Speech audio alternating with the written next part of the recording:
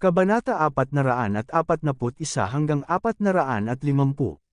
Supreme Rebirth. 10 laban ang lahat ay napanalunan, at lahat ng mga bayani ay nasa paningin. Ito ang kasalukuyang lakas ni Chen-Lei. Daan-daang kabataang henyo mula sa iba't ibang pamilya, banal na lugar, tribo, at lahi ang nagtipon-tipon, ngunit walang nang ahas na hamanin si Chen-Lei ng basta-basta. Ang mga batang disipulo sa ilalim ng Sacred Land Sect ng rehiyon, ang Peacock Demon Clan, ang Sick Clan, ang Si Magic Palace, at iba pa, ay pambihira sa mga kontemporaryong kabataan, ngunit walang pagbubukod, lahat sila ay natalo ni Chen-Lei. Sa natitirang mga kabataang henyo, wala ni isa sa kanila ang nakadama na ang kanilang lakas ay maaaring malimpasan ng mga henyo ng Ocean Royal Family, o ang mga babae ng Peacock Demon Race. Kaya naman, wala nang ahas na humamon pa. Sa sandaling ito, ang ilang higanti sa tabi ng Guesian Ancestor ay mukhang madilim, isang alon ng masamang aura ang kumalat, at isang malamig na hangarin sa pagpatay ang nahayag, na kumalat patungo kay Chen-Lei sa ring. Deputy Saint man ito ng Overseas Holy Land, ang si Wujiang ng Si Emperor's Line, o ang si Demon King at iba pa sa Si Demon Palace, lahat sila ay nagpakita ng puot kay Chen-Lei. Si Chen-Lei, isang binata na hindi kilalang pinanggalingan, ay isa-isang tinalo ang kanilang pinakamayayabang na mga disipulo, at labis na napahiya sa harap ng ninuno ng Guesian at marami pang ibang puwersa. Para sa ilang mga higanti na pinahahalagahan ang mukha ng higit sa anupaman, hindi mapapatawad. Bagamat bago ang laro, ilang mga higanti ang pribadong nangako na hindi na nila guguluhin si Chen-Lei pagkatapos. Ito ay dahil may tiwala sila sa kanilang mga disipulo at naniniwalang hinding-hindi matatalo ang kanilang mga disipulo kay Chen-Lei, kaya ipinagmalaki nila ang Haiko. Ngunit ngayon, gumamit si Chen-Lei ng hindi mapigilan at hindi magagapi na kapangyarihan upang isa-isang talunin ang kanilang mga disipulo. Ang ganitong uri ng pangako ay hindi na nagbubuklod. Sa wakas, ang Deputy Lord ng Overseas Holy Land ay hindi nakayanan, at isang higanting kamay ang tumapik kay Chen-Lei sa hangin. Boom! Sa isang malakas na ingay, direktang binasag ng Deputy Master ng Overseas Holy Land ang defensive shield sa singsing na ito, at pagkatapos ay isang maitim na asul na higanting palad ang sumampal kay Chen-Lei. Nagiba ang kutis ni Chen-Lei, nagbago ang kanyang posture, gumalaw ng paalang ang kanyang figure, at sa isang iglap ay tumawid siya sa libu-libong talampakan, iniiwasan ang suntok ng Deputy Lord ng Overseas Holy Land. Boom! Sa isang malakas na tunog, ang malaking singsing ay nabasag sa mga piraso ng palad ng banal na lupain sa ibayong dagat. Sa lugar ng singsing, lumitaw ang isang malaking butas na ilang daang metro ang lalim. Ilang matitigas na bato ang nawasak. Ang palad ng Deputy Guardian ng Overseas Holy Land ay pinulbos. Kahit iniwasan ito ni Chen-Lei, napahawak pa rin siya sa palad ng Deputy Lord of the Overseas Holy Land. Matinding sakit ang nanggagaling sa kung saan siya pinahid ng hangin ng palad. Kung hindi dahil sa sobrang tigas na katawan ni Chen-Lei, natatakot ako na nasalo siya ng palad na ito sa hangin, ito ay naging ambon ng dugo. Ang Deputy Master ng Overseas Sacred Land ay may gulat na ekspresyon sa kanyang mukha. Bagamat hindi niya ginamit ang kanyang buong lakas sa kanyang palad ngayon lang, hindi ito dapat iwasan ni Chen-Lei.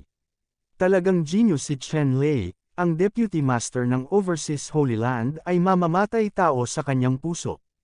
Pagkatapos nito, iwinagayway ng Deputy Saint ang kanyang palad at naghanda na muling barilin si Chen-Lei. Your Excellency Yang, bakit kailangan mong magalit, at makipagkaibigan sa mga juniors? Isang hindi maipaliwanag na liwanag ang kumislap sa mga mata ng ninuno na si Guesian, hahangumiti, at nagsipiliw ng kanyang manggas, na nilusaw ang pag-atake ng Bise-Panginoon ng banal na lupain sa ibayong dagat sa hindi nakikita, na itinaas ang bigat ng bahagya at madali. Nang makita ito ng Deputy Guardian sa ibang bansa na si Yang Heng, hindi niya itinuloy ang kanyang mga aksyon, ngunit sinabi, matandang ninuno, hindi ako ang nagmamalasakit sa mga juniors. Ang pinanggalingan ng celebrity family na ito ay hindi alam. Natatakot ako na may ibang pakay siya rito, kaya handa akong arestuhin. Halika para sa mahigpit na interogasyon. Panipi. Pagkatapos magsalita ni Yang Heng, nanlamig ang kanyang mga mata, tumingin siya kay Chen-Lei, at malamig na sumigaw, Junior, iulat ang pinagmulan ng iyong pangalan. saan ka nanggaling? Sino ang iyong Panginoon? Ano ang iyong layunin dito? Ito bagaman ang dagat ay malawak, ang taong kasing lakas mo ay hindi kailanman magiging hindi kilalang tao. Itago mo ang iyong ulo at itago ang iyong buntot at pumunta sa Guisian Island. Ano ang pagsasabuatan? Panipik. Nakinig si Chen Lei sa mga salita ni Yang Heng, tumawa, hindi mapagpakumbaba o mapagmataas. At sinabi, Sage Lord Yang, ang hinihiling mo ay napaka hindi makatwiran. Ito ang isla ng Guisian, hindi ang iyong banal na lupain sa ibang bansa. Ang mga ninuno ng Guisian ay hindi nag-atubili sa akin, sa anong batayan mo dinidiktahan, kaya sa iyong pangalan. Panipik. Nakinig si Yang Heng, ngumisi ng 2 beses, at nagsabi, napakamatalim ng junior, hindi kita titignan ng mabuti ngayon, sa tingin ko hindi mo masasabi ang totoo. Pagkatapos magsalita, ikanaway ni Yang Heng ang kanyang kamay at gustong barilin muli si Chen Lei. Gayunpaman, si Yang Heng ay hinarang pa rin ng ninuno ng Guisian sa pagkakataong ito. Sinabi ng ninuno ng Guisian, Sage Master Yang, tama ang munting kaibigang ito. Kung sino man ang pumupunta sa aking isla ng Guisian ngayon ay bibigyan ako ng mga ninuno ng Guisian. Ano man ang iyong pagkakakilanlan, kailangan mo lamang na tumuntong sa pagong. Si Xian daw ay bisita ng aking ninuno na si Guisian. Ang batang ito ay napakatalino, kaya huwag maging agresibo at magtanong. Panipik. Nang makita ni Yang Heng na sinabi iyon ng ninuno na si Guisian, halatang gusto niyang protektahan si Chen Lei, ngumuso siya at tumigil sa pagsasalita. Bagamat ang ibang Wuzun, gaya ni Yang Heng, ay gustong hulihin si Chen Lei at tuklasin ang mga sekreto ni Chen Lei, ngayon ay malinaw na ang Guisian ancestor ay may magandang impresyon kay Chen Lei at nilayon siyang protektahan, malinaw din ang mga ito. Okay, nakita ko na yung excitement. Dumating na ang pagdiriwang ng kaarawan ng aking ninuno. Paano kung lumipat sa Wanfu Hall at mag-enjoy ng inumin? Tumawa ang ninuno ng Guisian, at sinabi nilang Sheng. Gaya ng sinabi ng ninuno ng Guisian, natural na walang makakasira nito, at lahat ay lumipat sa Wanfu Hall ng magkasama. Sa Wanfu Hall, ang ninuno ng Guisian ay uminom ng ilang baso ng alak upang batiin ang lahat, at pagkatapos ay umatras mula sa pulong. Ang ilang martial arts giants ay natural na hindi nag-abala na makasama ang mga batang disipulong ito, ngunit may iba pang mga lugar na mapupuntahan. Sa Wanfu Hall, may ilang mga bisita na dumating upang bumati, at ang kapaligiran ay napakasigla. Si Chen Lei at ang iba ay nasa Wanfu Hall din, ngunit sa oras na ito ay hindi iniisip ni Chen Lei ang pagkain ng mga masasarap na pagkain na ito, ngunit iniisip kung paano makakalabas. Kung gusto mong lumabas, ang pinakamahusay na paraan ay ang paggamit ng bigwang escape talisman. Hanggat pumasok ka sa dagat at gumamit ng bigwang escape talisman, natural na walang makakatabi nito. Kaya lang, may disbentaha ang bigwang escape talisman na ito, ibig sabihin, walang paraan para makontrol ang layunin ng paglipat, at ang hitsura nito sa huli ay magiging random. Ito ay isang problema para kay Chen Lei. Ang iniisip niya ngayon ay subukan ang lahat para makabalik sa Thunder City. Kung ginamit niya ang bigwang escape talisman, hindi niya alam kung kailan siya makakabalik sa Thunder City. Sa sandaling ito, sa tabi ng mga tainga ni Chen Lei, biglang dumating ang boses ng ninunong Guisian. Malinaw, ito ang ninuno ni Guisian na nakikipag-usap sa kanya sa pamamagitan ng 1,000-mile sound transmission technique. My little friend, please come to the backyard. Mayroong ilang mga salita na nais kong itanong sa iyo. Ang boses ni Patriarch Guisian ay malinaw na lumitaw sa mga tainga ni Chen Lei. Ginamit ni Chen Lei ang kanyang espiritual na kaalaman upang maihatid ang kanyang boses, hindi ko alam kung ano ang tawag ng mga nakatatanda sa mga junior. Mas mabuting idirekta sila, kung kaya ng mga juniors, todo talaga sila. Hindi sinasadya ni Chen Lei na magmadali sa likod bahay. Ang ninunong Guisian na ito ay may pambihirang lakas, at dapat siyang maging isang sage-level na martial artist. Kung gusto niyang makapinsala kay Chen Lei, si Chen Lei ay walang pagtutol, kaya siya ay napakaingat sa lahat ng bagay.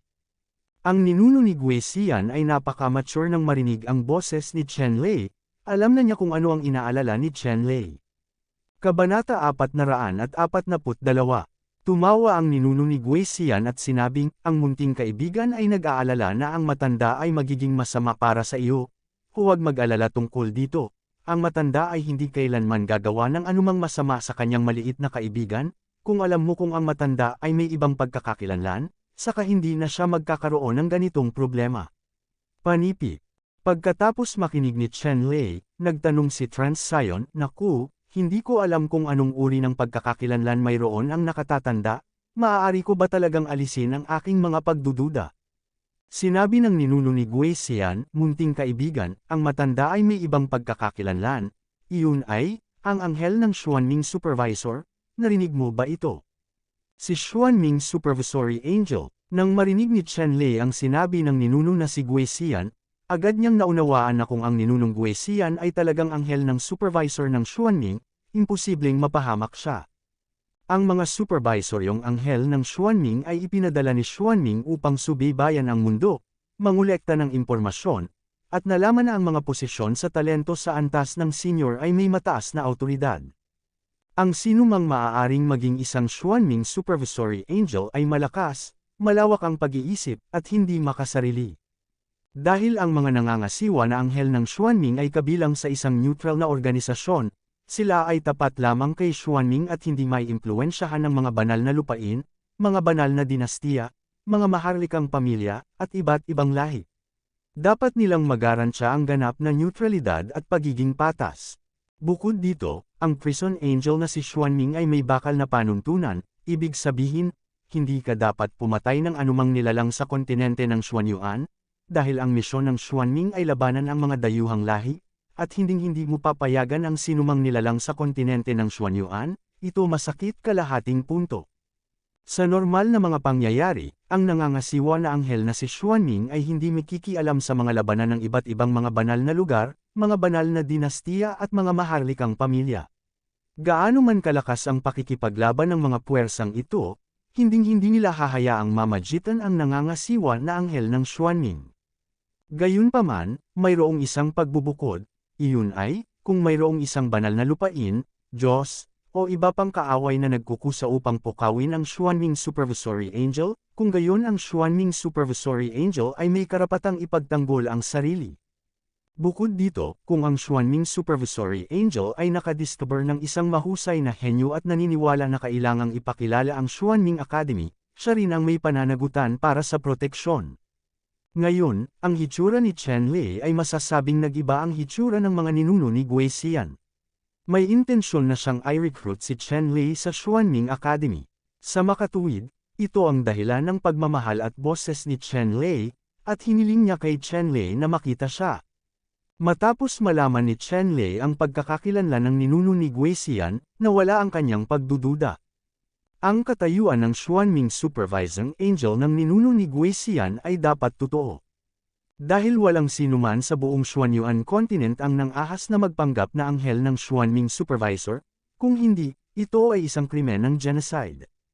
Sa kasong ito, ang ninuno ng Gui Xian ay natural na walang banta kay Chen Lei. Sa pag-iisip nito, sinabi ni Chen Lei, "Senyor, dahil ikaw ang anghel ng Xuanming Supervisor, natural na wala akong problema na makita ka." Ang matandang ninuno na si Gui Xian ay tumawa at nagsabi, "Oo naman, nagtagumpay ito sa isang punto. Sige, halika at hanapin mo ako sa likod bahay." Sinunod ni Chen Lei ang mga tagubilin ng ninunong Gui Xian, dumiretso sa Wanfu Hall, at lumiko sa likod bahay. Ang likod bahay na ito ay masasabing bawal na lugar. Kung walang utos ng mga ninuno ng Gui Xian, walang sino man ang makapasok ng walang pahintulot. Malinaw, ang ninuno na si Gui Xian ay nagbigay na ng paliwanag noon pa man, kaya si Chen Lei ay pumunta sa likod bahay ng walang sagabal, at nakita ang ninuno na si Gui Xian sa lihim na silid. Sa oras na ito, ang ninuno na si Gui Xian ay nakaupo sa imperial na upuan, na may isang kaldero ng tsaa sa gilid ng mesa, na masayang tinatangkilik ang isang tasa ng tsaa. Nang makita ang pagdating ni Chen Lei, agad na hiniling ng ninuno ni Gui Xian si Chen Lei na maupo sa kanyang harapan, at diretsyong nagtanong, "Munting kaibigan, nasa iyo ang mana ni Xuanwu?" 2 buwan na ang nakalilipas, ang celebrity na umakit ng hindi mabilang na kapangyarihan ay tinugis at pinatay, "Ikaw ba yan?"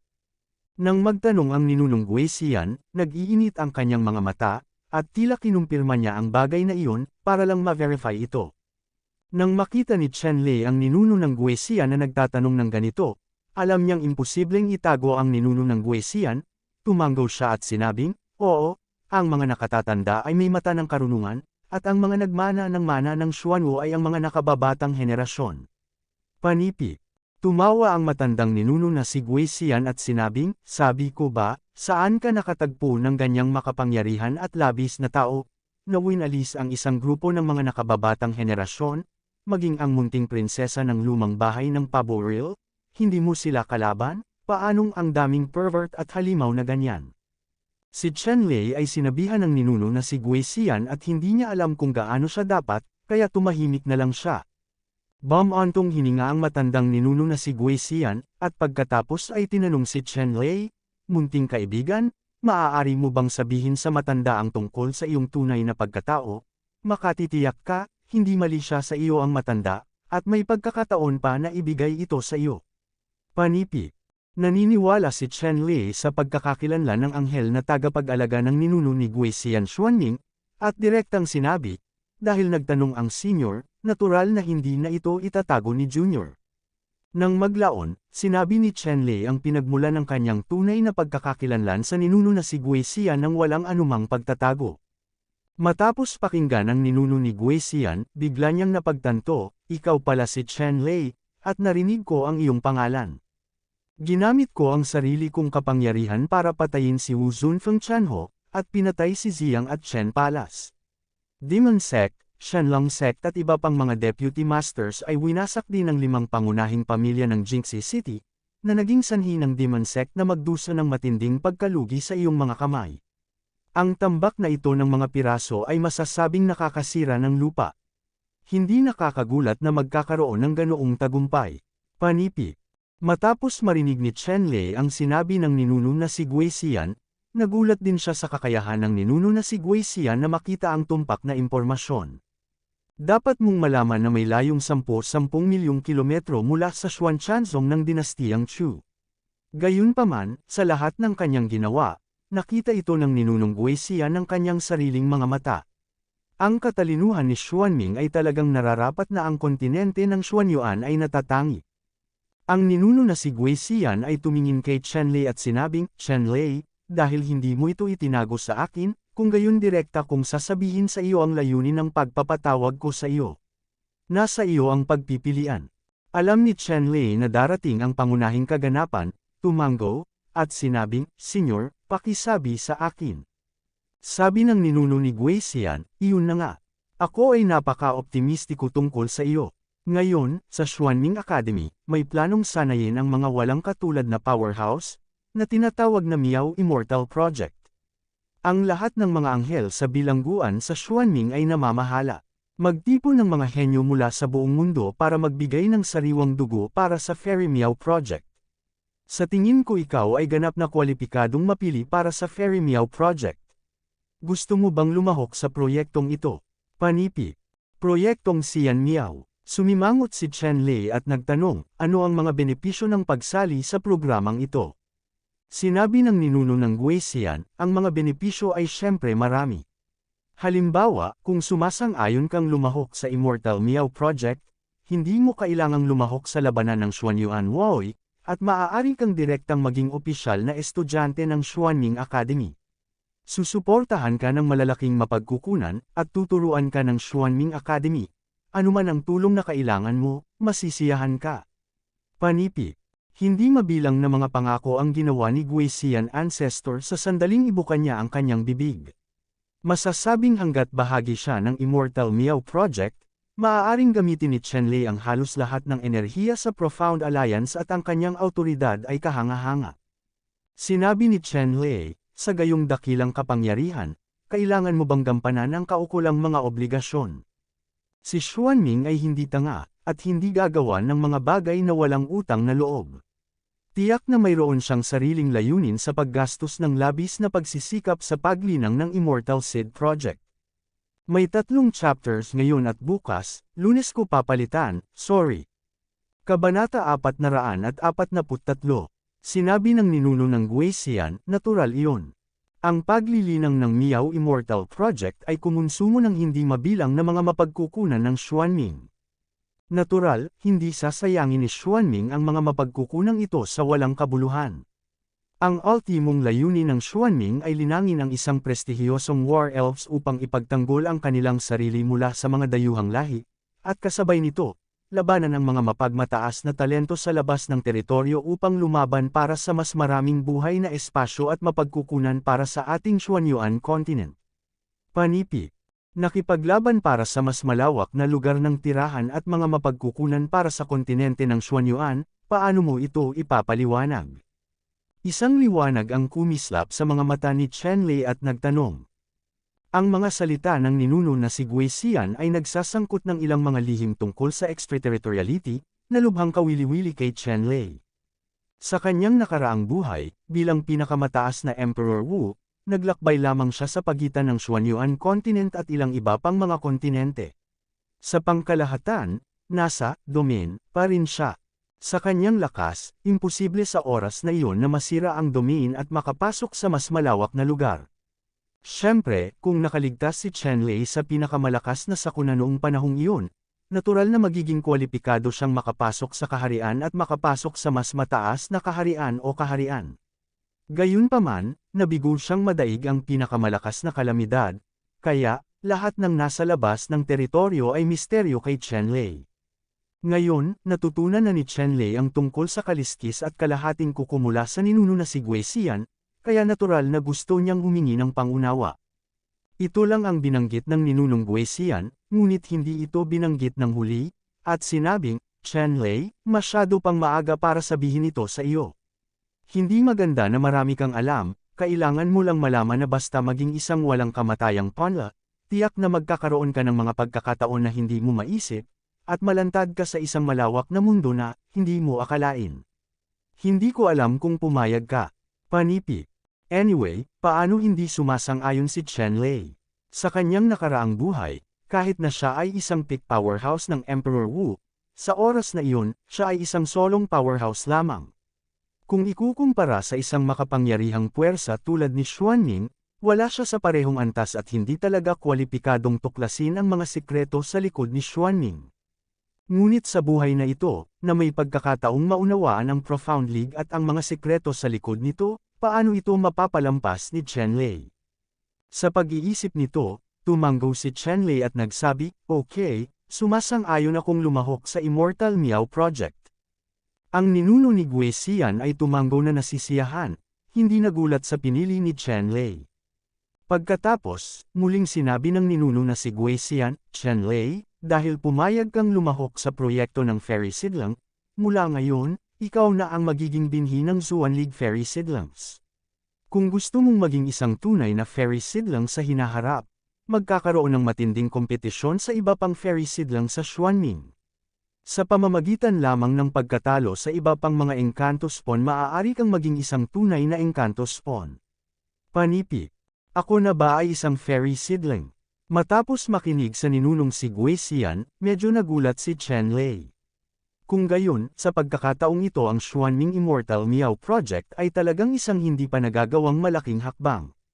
Bahagyang ngumiti ang ninuno ni Guisian, syempre, sa tingin mo ba napakadaling pumili ng mga Fairy Seedlings? Ang pinili ko lang ngayon ay mga Fairy Seeds. Sa paglipas ng mga taon, dalawa lang ang napili ko. Isa lang itong Fairy Seed. Panipik. Narinig ito ni Chen Lei at nagtanong, sino ang iba pang mga Fairy Seeds?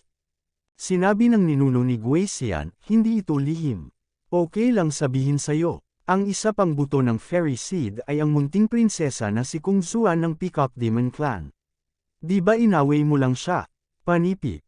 Matapos marinig ni Chen Lei ang sinabi ng ninuno na si Guisian, isang kamanghamanghang mukha ang lumitaw sa kanyang isipan. Ang munting prinsesa ng Peacock Demon Race ang lumalaban sa kanya. Sa katunayan, ang tunay na lakas ng munting prinsesa na ito ng Peacock Demon Race ay talagang hindi maarok, at ginamit ni Chen Lei ang lahat ng kanyang lakas upang pilitin siyang manalo sa isang galaw lamang. At ang munting prinsesa na ito ng Peacock Demon Race ay nakatanggap ng isang malakas na suntok mula kay Chen Lei, at ito ay isang bahagyang pinsala at umubo ng dugo, na nagpapakita na ang kanyang lakas ay talagang sapat na malakas upang mapaglabanan ang kapangyarihan ng fairy sidlang. Pagkatapos, sinabi ng ninuno na si Guesian, Chenlei, ang immortal na proyektong ito sa pagpaparami, sa kasalukuyan, ay lihim pa rin. Huwag mong ipagkalat sa gusto mo, ikaw lang ang makakaalam.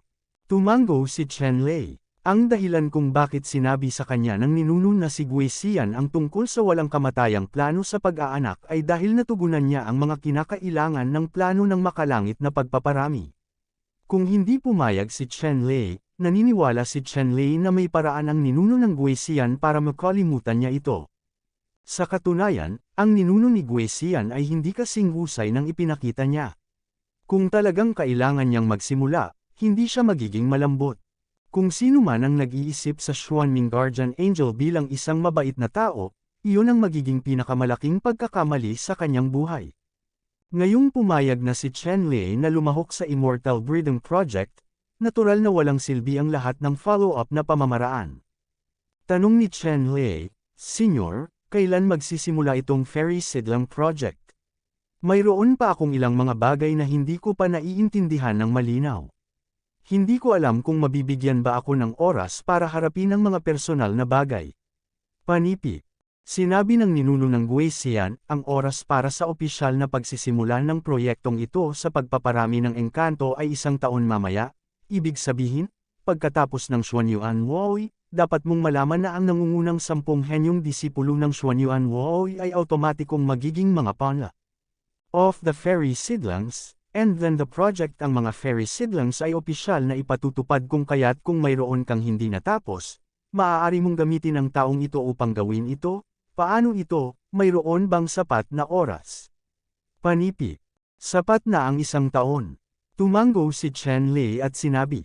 Sabi ni Guesian Ancestor, okay, kung gayon, kapag natapos na ang aking kaarawan, aayusin ko na may magbabalik sa iyo. Sa palagay ko nakasakit ka ng maraming puwersa, at gusto ito ng maraming makapangyarihang tao. Ang iyong munting buhay, panipi. Mapait na ngumiti si Chenlei, hindi ito salamat sa iyong hinalinhan. Kung hindi dahil sa walang hanggang ninuno ng pagong na patuloy na napupuot kay Chenlei, paano magiging kapansin-pansin si Chenlei at matarget ng mga puwersa tulad ng banal na lupain sa ibang bansa, ang palasyo ng demonyo sa dagat, at ang maharlikang pamilya ng dagat? Ang matandang ninuno na si Guesian ay tumawa at walang pakialam. Kung hindi niya binigyan ng labis na puot si Chenlei, paano niya malalaman ang tunay na lakas ni Chenlei? Sinabi ng ninuno ng Guesian, huwag kang mag-alala, dahil naging binhi ka ng walang kamatayang panla, natural na gusto kong protektahan ang iyong kaligtasan. Siyempre, hindi kita aalagaan sa lahat ng posibleng paraan. Maglalabas ako ng utos, Wuzun ang mga powerhouse sa itaas ay hindi kailanman pinapayagang gumawa ng aksyon laban sa iyo. Para naman sa mga powerhouse sa ibaba ng Wuzun, kung gusto nilang kumilos laban sa iyo, depende ito sa iyong sariling lakas. Panipi. Sinabi ni Chenlei, hindi mahalaga, hindi ko talaga kayang labanan ang malakas na nasa itaas ng Wuzun, ngunit hindi ako natatakot sa malakas sa antas ng Wuwang. Sinabi ng ninuno ng Guesian, kung ito ang kaso, makatitiyak ako. Pagkatapos ng kaarawan, iaanunsyo ko ang utos na ito bilang anghel ng supervising Xuanming. Susunod, binigyan ng ninuno na si Guesian si Chenlei ng isang token, na kumakatawan sa katayuan ng isang walang kamatayang panla. Gamit ang token na ito, si Chenlei ay maaaring direktang maging opisyal ng Xuanming Academy nang hindi pinipili ng mga disipulo ng Xuanyuan Woi. Pagkatapos noon, hindi na kailangan pang umamin ang ninuno ng Guesian, at pabayaan si Chenlei. Kabanata 444. Bumalik si Chenlei sa Wanfu Hall at sumama sa Baimanman, Song Shuxian, Xin Yi at iba pa. Sa paglipas ng panahon, malapit nang lumipas ang kaarawan ng ninunong si Guesian. Nang malapit nang matapos ang kaarawan, muling nagpakita sa harap ng lahat ang ninuno na si Guesian. Sa pagkakataong ito, isa-isa ring lumitaw ang lahat ng Wuzun-class powerhouses na dumating upang ipagdiwang ang kanilang mga kaarawan. Nakita ni Ancestor Guesian na narito ang lahat, kaya sinabi niya, lahat ay maaaring pumunta upang batiin ang matanda. Tuwang-tuwa ang matanda. Dito, nais ng matanda na ipahayag ang kanyang taos-pusong pasasalamat sa lahat ng dumating. Panipi Polihis na guhit. Narinig ng lahat na ang ninuno na si Guesian ay magalang, at sunod-sunod na sinabi, ang ninuno ay magalang, ito ang dapat nating gawin. Bahagyang ngumiti ang matandang ninuno na si Guesian at sinabing, ayoko nang sabihin, matanda. Sa hinaharap, kung ang sinuman ay makatagpo ng kahirapan, tutulungan niya siya hanggat nahanap niya ito sa kanyang harapan. Panipi. Matapos marinig ang mga salita ng ninunong Guesian, ngumiti ang lahat at nagsabi, Ancestor Xe. Ang mga ninuno ni Guesian ay nagkaroon ng mataas na reputasyon sa lugar na ito. Bilang karagdagan sa kanyang sariling lakas, ang ninuno ng Guesian ay may mahabagin na puso. Kung sino man ang may hadlang, humihiling lamang siyang pumunta sa pintuan ng ninuno, pakiusap, kaya marami pa ring taong nagpapasalamat sa mga ninuno ng Guesian. Kahit sa listahan ng mga masasamang espiritu, maraming masasamang espiritu ang hinahanap ng buong kontinente kapag sila ay nasa problema, humihingi sila ng tulong sa mga ninuno ng Guesian. Sa makatuwid, sa kanila lamang dumating upang ipagdasal ang kanilang mga ninuno. Magkakaroon ng maraming mamamatay sa listahan ng mga masasamang Diyos. Matapos purihin ng lahat ang ninunong si Guesian ng ilang salita, sinabi ng ninuno na si Guesian, lahat, ngayon ay magtatapos na ang kaarawan ng matanda. Medyo maganda ang tanawin sa aking Guesian Island. Lahat ay handang manatili. Okay lang maglaro ng ilang araw. Kung mayroon kang importanteng bagay at gusto mong umalis, maaari kang makinig sa kanya at hindi siya pipigilan ng matanda. Panipi. Nakinig ang lahat sa mga salita ng ninuno ni Guesian, at alam nila ang sinabi ng ninunong Guesian, at mayroon na silang balak na habulin ang mga bisita. Sino ang hindi nakakaalam kung masaya ang mga ninuno ni Guesian o hindi? At natapos na ang kaarawan sa Guesian Island ay talagang hindi komportable para sa aking sarili. Pagkatapos ay isa-isang nagsabi, salamat sa iyong pagkamapagpatuloy, ako mismo ang pupunta mamaya. Tumango ang ninuno ni Guesian, at sinabing, bago ka umalis, may sasabihin ang matanda sa lahat, kaya ingatan mo ito. Nang makita ng lahat ang seryosong sinabi ng ninuno na si Guesian, lahat sila ay nagsabi, okay lang na sabihin ng ninuno. Hanggat kaya ko, hinding-hindi ako tatanggi. Ngumiti ang ninuno ni Guesian at sinabing, hindi ito mahirap, nakita ng lahat ang binatang ito. Pagkatapos magsalita, itinuro ng ninuno na si Guesian si Chen Lei. Lahat ay tumingin kay Chen Lei, natural na napagtanto na si Chen Lei ay isang binata na nagpakita ng matinding lakas sa ring, at sila ay tumango at nagsabi, nakikilala ko. Sinabi ng ninuno ng Guesian, inihayag ng matandang lalaki bilang nangangasiwa na anghel ng Xuanming na ang binatang ito ay nakalista na ngayon bilang pangunahing target ng pagsasanay ni Xuanming. Kapag nakilala mo siya sa hinaharap, hindi mo dapat sinasadyang saktan siya, kung hindi, ito ay ituring na provocation kay Xuanming. Hindi ko na kailangang sabihin pa kung gaano kalubha ang mga kahihinatnan. Panipi. Napakaseryoso ng mga salita ng ninuno ng Guesian, at nagkaroon ng malakas na aura, na nagpatibay sa kapaligiran sa buong Wanfu Hall. Ang lahat ay hindi nang ahas na maliitin siya pagkatapos marinig ang mga salita ng ninuno ni Guesian. Dapat mong malaman na ang ninuno ni Guesian ay napaka-solemn na kaya inihayag niya ang kanyang pagkakakilanlan bilang tagapag-alaga na anghel ng Xuanming, na nilinaw na gusto niyang protektahan si Chen Lei. Bagamat na natiling neutral si Xuanming, hindi nakikialam si Xuanming sa labanan sa pagitan ng mga sekta at malalaking puwersa sa kontinente ng Xuanyuan. Gayunpaman, kung sino man ang hindi magmulat ng kanilang mga mata at magalit kay Xuanming, makakaharap din sila ng malupit na suntok mula kay Xuanming. Ang posisyon ni Xuanming ay ang pinakamataas sa buong Xuanyuan continent. Kahit na ito ay isang banal na lupain, isang banal na dinastiya, isang walang kamatayang pamilya, at isang liblib na sekta, hinding-hindi nito magagawang talunin ang Xuanming. Kung nasaktan si Xuanming, masasabing walang matitirahan sa Xuanyuan continent. Sa sandaling ito, ang lahat ay hindi maiwasang tumingin kay Chen Lei ng 2 beses, upang alalahanin ang hitsura ni Chen Lei, at sinabi sa kanyang mga disipulo na huwag pukawin si Chen Lei. Si Yang Heng, Deputy Lord ng Overseas Holy Land, Hai Wujiang ng si Emperor's Line, at ang si Demon Lord of the Si Demon Palace, ang kanilang mga mukha ay naging sobrang pangit. Ang mga salita ng ninunong Guisian ay talagang partikular na binanggit sa kanila. Sa orihinal, tinalo ni Chenlei siyang Yichen at ang iba pa, na naging sanhi ng banal na lupain sa ibang bansa, si Demon Palace, at iba pa na wala ng mukha sa harap ng lahat, kaya hinintay ni Yang Heng at ng iba pa na maputol ang katawan ni Chenlei.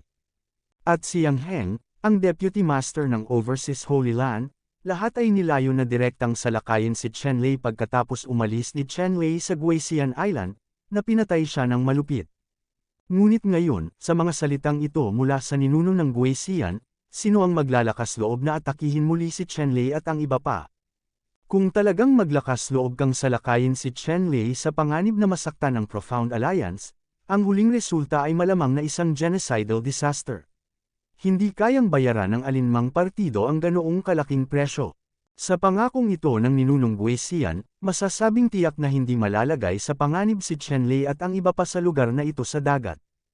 Muling sinabi ng ninunong na si Guisian, "Siyempre, ang mga disipulong pinahahalagahan ko ng Profound League ay hindi kailanman magiging bulaklak sa greenhouse. Ang binatang ito, ngayon ay cultivation, ay nasa unang palapag lamang ng Royal Establishment Realm." Hiniling ng anghel ng bilangguan na ang malakas na tao sa itaas ng Wuzun ay hindi kailanman maaaring kumilos laban sa binatang ito. Tungkol naman sa mga malalakas na lalaki sa ilalim ni Wuzun, kung mayroong anumang sama ng loob sa kanya, kahit na gawin niya, hindi ito tama, sa ilalim ng proteksyon ng mga anghel sa bilangguan. Panipi. Matapos pakinggan ang mga salita ng ninuno ng Guisian, naunawaan ng lahat na hindi na ngayon si Chenlei ang maaaring maging kalaban ng isang powerhouse ng klase ng Wuzun, kaya pinaghigpitan lang siya ng ninuno ng Guisian. Gayunpaman, hindi labis na protektahan ng ninuno na si Guisian si Chenlei, hanggat nasa ilalim siya ni Wuzun, maaari niyang salakayin si Chenlei. Sa ganitong sitwasyon, medyo nabalisa sa kanilang mga puso ang mga kinatawang tagapag-alaga ng mga banal na lupain sa ibayong dagat at ang iba pa. Bagamat malakas si Chenlei, isa lamang itong ruler ng unang antas ng Transformation Realm. Kung ang lakas ng peak ng ika-9 na antas ng Transformation Realm ay laban kay Chenlei, kung gayon siya ay lubos na kumpiyansa na kaya niyang patayin si Chenlei. Pagkatapos ng lahat, si Yang Heng ay hindi naniniwala na si Chenlei ay maaaring maging invincible sa parehong antas, kahit na si Wu ang level 9 nanograms Transformation Realm ay hindi makalaban dito. Tulad ng para sa ibang mga tao, pagkatapos marinig ang mga kondisyong ito, sila ay nagkaroon din ng maingat na pag-iisip. Siyempre, ito ay mga taong laban kay Chenlei, at ilang mga tao na hindi laban kay Chenlei, anuman ang mga kondisyon ay oo, para sa kanila, walang-walang halaga. Alam ng ninuno na si Guisian ang lahat ng iniisip ng lahat sa field, ngunit hindi niya ito gaanong pinansin. Si Chenlei ang pinili niya bilang binhi ng Fairy Sid. Bilang isang Fairy Sid, hindi maisip ang mga panganib at kahirapan sa hinaharap. Kung hindi man lang malampasan ni Chenlei ang mga paghihirap ngayon, mas mabuting mamatay sa kamay ng mga taong ito sa lalong madaling panahon, upang hindi mapahiya sa hinaharap na pagpili ng mga immortal. Kabanata 445. Sa wakas, binigyan ng ninuno na si Guisian si Chenlei ng isang jade pendant sa mata ng lahat. Ang jade pendant na ito ay walang ibang function, ngunit nananatili pa rin ang bakas ng kapangyarihan ng mga Diyos ng mga ninuno ng Guisian. Kapag ang isang malakas na tao sa itaas ng antas ng martial arts ay umatake kay Chenlei, siya ay papatayin ng ninuno ng Guisian, na humantong sa paghihiganti ng mga ninuno ni Guisian. Matapos ibigay ang piraso ng jade na ito kay Chenlei, binuksan ng ninuno ng Guisian ang gate ng Guisian Island at pinadala si Chenlei at ang iba pang libu-libong milya ang layo, at pagkatapos ay pinayagang umalis si Chenlei at ang iba pa. Sina Chenlei at iba pa ay inihatid palabas ng Guisian Island ng ninuno ni Guisian. Pagkaalis ng ninuno ng Guisian, pinaandar niya ang Dragon Carriage at nagmamadaling tinungo ang Thunder City. Ngayon, 1 taon na lang ang natitira kay Chenlei. Sa taong ito, may mga bagay na dapat gawin si Chenlei. Ang unang bagay ay upang mahanap si Lady Ling sa Thunder City sa lalong madaling panahon, upang hukayin ang mga kayamanan ng Lady Palace, upang ang kanyang lakas ay tumaas sa susunod na antas. Mula sa isang piraso ng impormasyong inihayag ng ninuno na si Guisian, Alam ni Chen Lei na sa pagkakataong ito ang pagpili sa Immortal Miao ay magiging lubhang malupit at abnormal. Ang ilang mga fairy seedlings ay maaaring tawaging kontrabida. Ayon sa ninunong si Gui Xian, ang ilan sa mga fairy seedlings na kilala niya ngayon ay kinabibilangan ng mga martial arts masters na nagtanim sa Nahai Realm. Ngayon, si Chen Lei na lang. Ito lamang ang unang antas ng ranggo ng wuwang ng Transformation Realm. Kaya naman, kung talagang gusto ni Chen Lei na maging pinuno sa pagpili ng mga walang kamatayang panla, kailangan din niyang pagbutihin ang kanyang lakas hanggat maaari. Lahat ng iba ay natural na bumalik sa Qingyangzong. Dahil papasok na siya sa Xuanming Academy at lumahok sa Miao Immortal Project, hindi malulutas ang bagay na ito sa maikling panahon. Siyempre, kailangan niyang bumalik at makipagkita sa kanyang mga magulang at kapatid minsan. Higit pa rito, sa pagkakataong ito ay marami siyang nakuha mula kay Xuanwu Dangfo ang ilan sa mga makalangit na materyales at kayamanan sa lupa na hindi niya ginamit at ang elixir para mapahusay ang kanyang lakas ay natural na ipapadala pabalik sa sekta upang sanayin ang mga disipulo ng Qingyang sect. Sa halip, siya ang Xuanyuan Woi sa susunod na taon. Hindi na kailangang mag-alala pa ni Chen Lei tungkol dito. Sa seed token na ibinigay sa kanya ng ninuno na si Gui Xian, maaari na siyang ituring na miyembro ng Xuanming Academy. Isang formal na estudyante. Siyempre, sa kabila nito, hindi kailanman magiging kampante si Chen Lei. Ang kanyang layunin ay maging unang tao sa Miao Immortal Project. Sa ganitong mga pag-iisip, ibinaon ni Chen Lei at ng kanyang koponan ang kanilang mga ulo patungo sa Thunder City, na milyon-milyong kilometro ang layo mula sa Thunder City. Kahit na mayroong dragon carriage, aabutin ng higit sa 10 araw upang maibalik ito sa Thunder City. Pagkalipas ng ilang araw, si Chen Lei at ang iba pa ay nakatagpo ng gulo sa lugar ng dagat at hinarang sila ng isang grupo ng mga makapangyarihang lalaki. Ang grupong ito ng malalakas na tao ay pawang mga tao mula sa mga banal na lugar sa ibang bansa.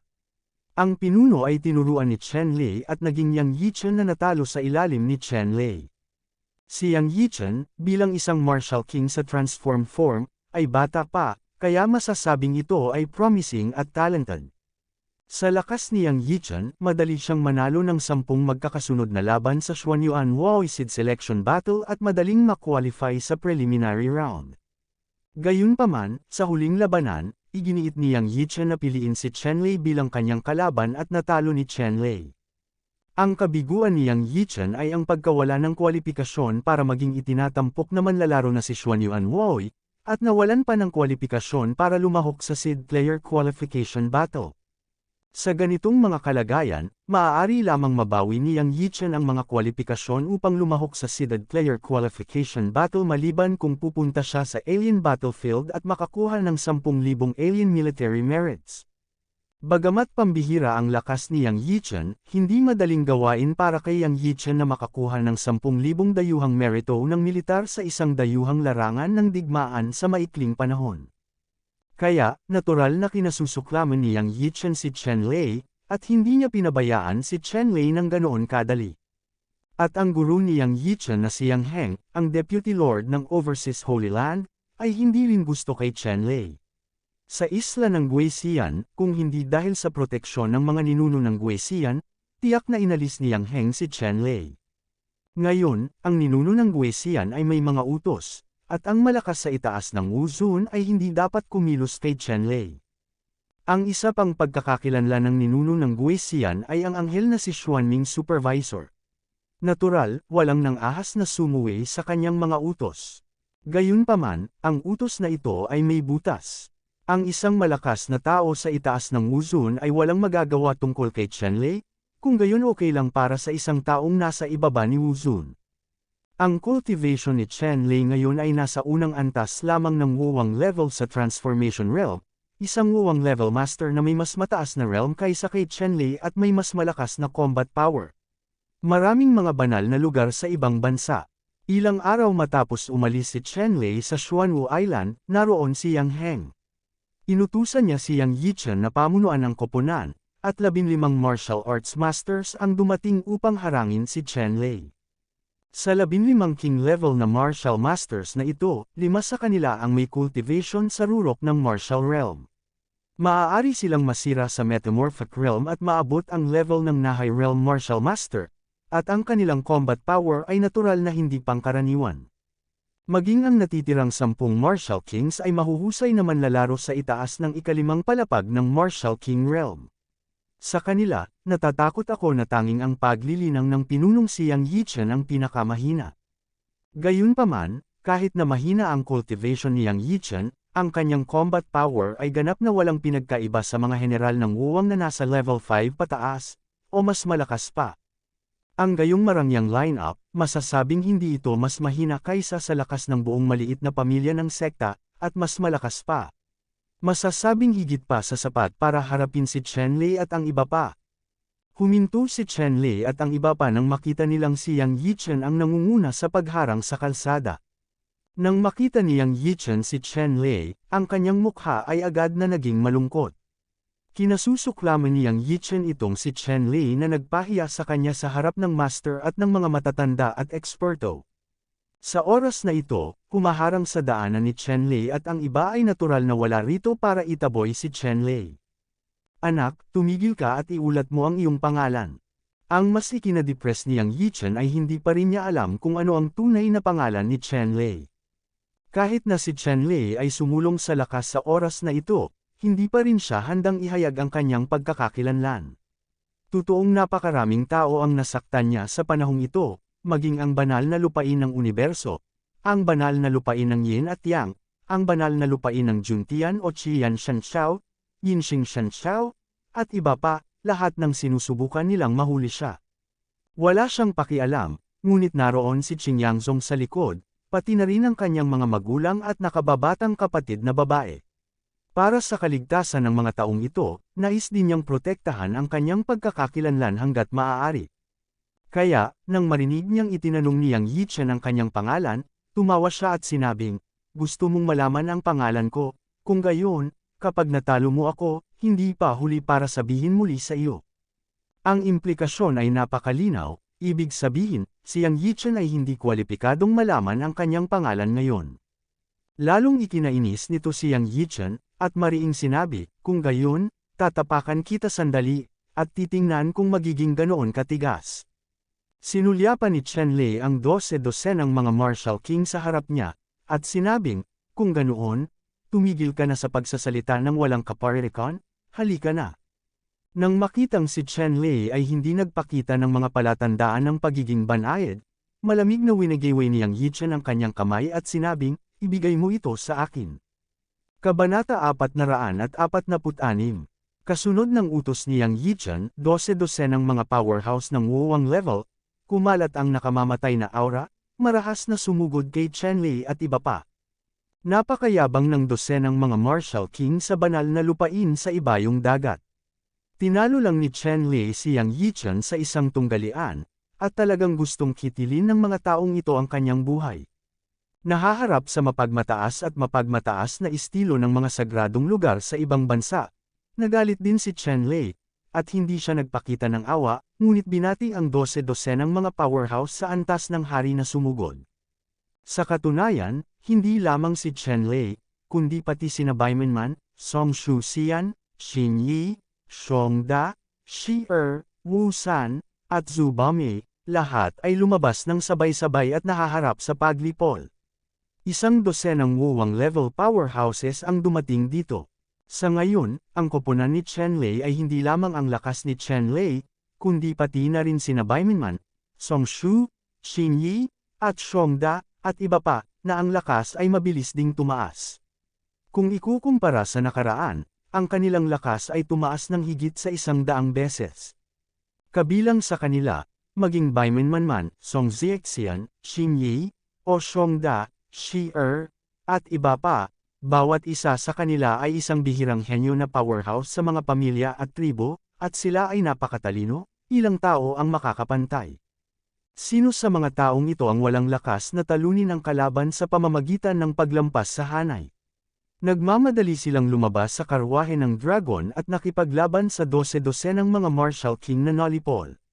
Agad silang tumama sa lupa tulad ng mga spark, at ang pagsiklab ay ang pinakamalupit na labanan. Ang kapangyarihan ni Jin Chi ay sumambulat mula sa lahat ng direksyon, at sa paligid ng tubig dagat, sunod-sunod na malalaking haligi ng tubig ang damaloy pababa, lahat ay dulot ng pag-apo ni Jin Chi mula sa mga kamay ng isa't isa. Ngayon, ang bahaging ito ng dagat ay halos mabaligtad ng lakas ng pakikipaglaban ng lahat, malalaking alon, rumaragas ang dagandong ng dagat, hindi mabilang na sigla ng liwanag at mga kayamanan ng martial arts na lumilipad, na nagpapakulo sa dagat na ito. Ang pinaka-brutal na shot ni Chen Lei, ginamit niya ang Xuanwu Beidou Fist, at kung mayroong 2 galaksi sa kanyang kamao, mayroong 7 malalaking bituin na umiikot sa kalawakan, na nagpapalabas ng napakalaking kapangyarihan para yumanig ang langit at lupa. Si Chen Lei ay parang humanoid beast at totoong dragon. Siya ay napakalakas at hindi mapigilan. 3 Taekwang level powerhouses ang nagsanib puwersa para harapin si Chen Lei, ngunit ang 3 ito, ang Wuwang level powerhouses, ay hindi magkaroon ng kaunting bentahe, hindi lamang iyon, ngunit napigilan din ng maingat na pagsisikap ni Chen Lei, na may lamang parrying power at hindi lumalaban. Ang pakikipaglaban ni Chen Lei, mas naging mabangis ang Vietnam War, nadama lamang na ang kanyang buong katawan ay may walang katapusang lakas. Sa wakas, sumuntok siya ng malakas at tumama sa dibdib ng isa sa mga hari, anuman ang 2 pang hari, ang palad na binaril ni Haring Wu. Pinasabog ni Chen Lei ang depensa ng kataas-taasang martial king na pinili niya gamit ang kanyang kamao, at malakas na hinampas ang kanyang kamao sa kanyang dibdib. Ang Tier 5 na top-grade body protection treasure na isinusuot ng martial king level supreme powerhouse na ito ay agad na nagkapira-piraso, at ang lumalakas na puwersa ng kamao ay napakalakas, tulad ng walang katapusang Yangtze River, na dumadaloy pababa. Ang katawan ni Wu Wang. Ang sternum ng Supreme Martial Arts King na ito, kahit na ito ay nabali, pagkatapos, ang buong katawan ay biglang sumabog, at ito ay ganap na nakyunit ng suntok ni Chen Lei, at ang dugo ay damanak sa asul na dagat. Mabangis ang suntok ni Chen Lei, at napatay niya ang isang makapangyarihang martial king sa isang suntok. Gayunpaman, hindi ito nang walang bayad. Hindi bababa sa 2 pang martial kings ang nasa itaas ni Chen Lei, at binaril nila ang 4 na palad ng sunod-sunod, lahat sila ay tinapik-tapik si Chen Lei sa likod. Gayunpaman, si Chen Lei ay mayroon na ngayong lakas ng 500 dragon sa pamamagitan lamang ng kanyang pisikal na lakas. Ito ay napakalakas at baluktot. Ang mga pag-atake ng 2 makapangyarihang martial king na ito ay bumaril kay Chen Lei, ngunit sila pa nga ang pinakakaraniwang depensa ni Chen Lei. Wala sa kanila ang nilabag. Si Chen Lei ay parang Tyrannosaurus na hugis tao. Kapag ang isang tao ay nasa himpapawid, pinaikot niya ang kanyang mga paa, at isang makapal na layer ng misteryosong rune ang pumapalibot sa kanyang mga paa. Sa sobrang lakas, lumipad siya at sinipa ang isa sa kanila. Wu Wang Kick. Masyadong mabilis at masyadong malupit ang mga paa ni Chen Lei. Ang pinakamataas na martial king na ito ay walang oras para umiwas, kaya kailangan niyang tumayo na parang kalasag gamit ang kanyang mga kamay, at iginit ang mga paa ni Chen Lei. Ang matalim na tunog ng mga sirang buto ay tumunog sa mga tainga ni Wu Wang, at pagkatapos ay isang matinding sakit ang lumitaw sa kanyang isipan. Sinipa ni Chen Lei ang magkabilang braso niya. Hindi lang iyon, ang malaking puwersang dala sa mga paa ni Chen Lei ay bumuhos sa kanyang katawan, direktang dumurog sa kanyang mga buto. Ang kataas-taasang martial king na ito ay parang isang cannonball. Hindi niya talaga mapatatag ang kanyang anyo. Siya ay pinalayas at nahulog ng husto sa dagat, nagsaboy ng malaking bulaklak. Walang kap-oras na kislap. Sinamantala ng isa pang wuwang ang sandaling ito, na may hawak na matalim na mahabang espada, at tinusok ng espada ang puso ni Chen Lei. Ang matalim na espadang ito ay natatakpan ng puting liwanag. Isa itong platinum true gangster na ginugol ng supremong martial king na ito sa kanyang buhay sa paglilinang, at ang kanyang talas ay walang kap-oras. Ang espadang ito, nang walang kaunting empatiya, ay direktang tumagos sa puso ni Chen Lei hanggat ito ay tumusok, si Chen Lei ay tiyak na mamamatay o hindi. Nakaharap sa kataas-taasang martial king sword na ito, ang mga kamay ni Chen Lei ay kumikinang ng asul na liwanag, at ang panukat na ruler ay hinawakan sa kanyang kamay, at ang kamay ay nahulog. Ang asul na liwanag ay nagpapaliwanag kay Chanyo, at ang isang paa na ito ay direktang dinudurog ang kataas-taasang martial king at maging ang master ng espada, na sumabog sa ulap ng dugo. Sa isang kisap mata, ang tatlong Pick Martial Kings na kumubkob kay Chen Lei, 2 ang namatay at 1 ang nasugatan. Si Chen Lei ay marahas at kupas ang kulay. Nang makita niyang Yi Chen ang eksenang ito, namutla ang kanyang mukha. Saan niya naisip na sa sandaling ipinakita ni Chen Lei ang kanyang mga pangil, ito ay napakasama, anong uri ng halimaw ang kanyang pinukaw. Sa oras na ito, natuklasan niyang Yi Chen na ang 12-dosenang mga powerhouse ng antas ng wuwang na dinala niya ay pinutol ng panig ni Chen Lei.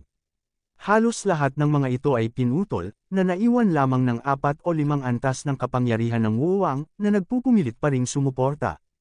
Natuklasan niyang Yi Chen na kung ito man ay ang dalawang maganda at hindi masabi na mga batang babae o ang mga maid ng lahi ng halimaw, bawat isa sa kanila ay makapangyarihan at hindi masabi, at ang mga pagbabago sa aura na ibinubuga mula sa bawat katawan ay hindi mas mahusay kaysa sa kanya.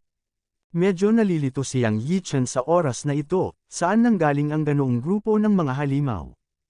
Noong una ay inakala niya na si Chen Lei at ang iba pa ay isang grupo lamang ng maliliit na puting kuneho sa kanyang harapan, at maaari nilang paputukan at patayin ang mga ito sa pamamagitan ng pagtataas ng kanilang mga kamay. Gayunpaman, sa sandaling tama sila, natuklasan nila ang isang malaking pagkakamali. Nasaan ang grupong ito ng maliliit na puting kuneho? Ito ay malinaw na isang mabagsik na grupo ng mga prehistoric monsters. Sa harap ng grupong ito ng mga sinaunang halimaw, siya ay mas katulad ng isang mahina at walang magawang grupo ng maliliit na puting kuneho. At siyang Yi Chen ay nag-alinlangan sa sandaling iyon, sina Xiongda, Shi-Er, Centipede 3 at iba pang mga demonyo, at ang matigas na Martial King ay isa-isa ring nalinis. Pagkatapos, dahan-dahang pinalibutan ng lahat siyang Yi Chen. Sa gitna, isa-isang nagpakita ng mabangis na liwanag, naglalabas ng nakakatakot na hangarin sa pagpatay, nakatingin kay Yang Yi Chen. Kabanata 447. Sa sandaling ito, ang mga bitukan ni Yang Yi Chen ay nanghihinayang. Kung alam mo na si Chen Lei at ang iba pa ay isang grupo ng mga pervert, hindi siya darating para pukawin ang grupong ito ng mga tao kung siya ay papatayin. Sa pagtingin sa nakakatakot na mga kaaway na may mga nakamamatay na mukha sa paligid niya, naramdaman lamang niyang Yi Chen ang init na lumalabas sa kanyang pandiya, at natakot siyang umihini na Chen Lei, Shi-Er at iba pa. Duwag, napalingon sina Qin Yi at Bai Menman at nagbulungan nang makita nila ito. Para naman kay Chen Lei, Song Shu Xian, Xiongda, Shi-Er, at iba pa, tumawa sila ng malakas. Hindi pa ako nakakita ng ganoong tao na walang buto. Yang Yi Chen, ang kanyang mga buto ay masyadong malambot. Ang mga ganyang tao, ang papatay sa kanila ay mapapahiya ang kanilang mga kamay. Kalimutan mo na, ipaubaya mo na ang lahat, tapos pwede ka nang umalis. Tandaan, huwag mo na kaming guluhin muli sa hinaharap, kung hindi, huwag mong basta-basta. Sa huli, inalis ni Chen Lei ang mga mahahalagang bagay mula kay Yang Yi Chen at pinaalis si Yang Yi Chen. Ang mga taong tulad ni Yang Yi Chen ay hindi kailanman makakamit ng marami sa hinaharap. Ang pagpatay o hindi ang pagpatay ay pareho. Si Yang Yi Chen ay tumakas sa isang estado ng pag-ihi masasabing sa buhay na ito, hindi siya nang ahas na muling buuin ang ideya ng pagpukaw kay Chen Lei at sa iba pa. Totoo na si Chen Lei at ang iba pa ay nag-iwan ng bakas na nagpasindek sa kanyang puso. Kinuha ni Chen Lei at ng iba pa ang mga samsam, pagkatapos ay sumakay sila sa dragon carriage at nagpatuloy sa kanilang paglalakbay. Alam ni Chen Lei na ang pagharang ng alon na ito ng makapangyarihang mga sagradong lugar sa ibang bansa ay isang pampaganya lamang, at ang tunay na kaaway ay nasa unahan pa rin. Oo naman, sa harap ni Chen Lei at ng iba pa, nagtipon siya ng mas malalakas at nakakatakot na mga kalaban para harangin sila.